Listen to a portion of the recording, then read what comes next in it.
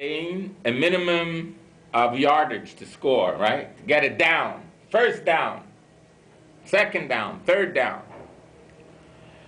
You can't stand still. You got to keep the ball moving, right? And if you keep it moving, you got to keep your eye on the ball. That's key. If you get distracted, you get lost. You drop it, you fumble.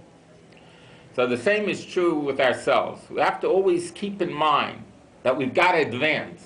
We've got to go forward in our service to Hashem. We can't just sit back and say, well, it'll happen. Or I'm a Jew at heart. Or I feel Jewish. You got to advance. How do you advance? Like in football, you practice. You practice. You hustle. You think about the plays. You coordinate. You work together as one. When we work together as a team here on campus, then we make things happen. There's unity, there's strength, there is growth.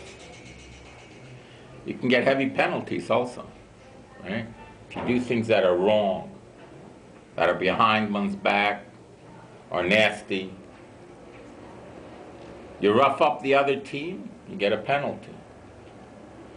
Football is, in a way, a gentleman's game, but also it's a tough game. So we got to remember, we got to play by the rules. You know, as you go into the game, there's halftime, right? Halftime, you take a break. What do you do during halftime? You refresh yourself for the next half. You think about what happened. In Judaism, we also have a halftime and a timeout. There aren't too many timeouts in football. You only have a limited amount. What are they, 4? I don't remember. Anyone know? It depends.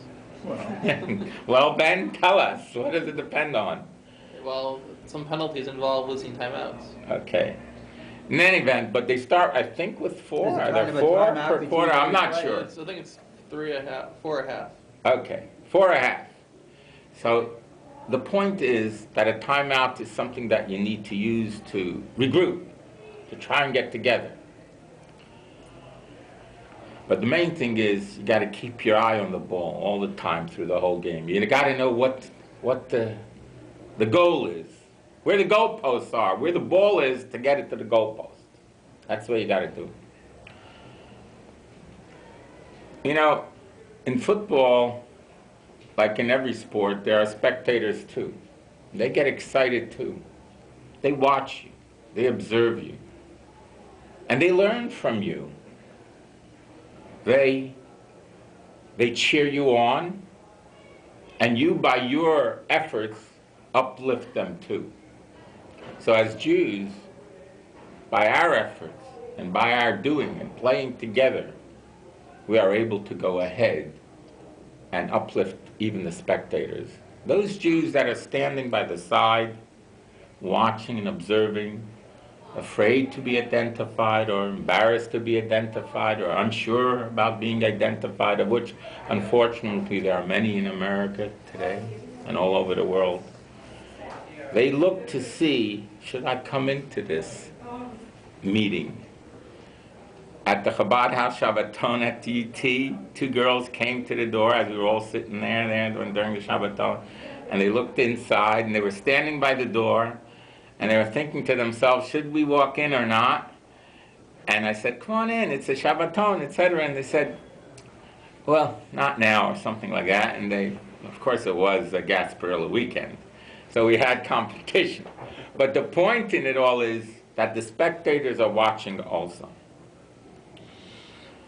You know, if we merit, and God willing we will merit, and we work together, as Jews we will be able to ultimately bring the greatest prize home, the coming of Mashiach Tzidkenu, the coming of the Messiah, when the world will know no more hunger, no more war, no more bloodshed, no more illness.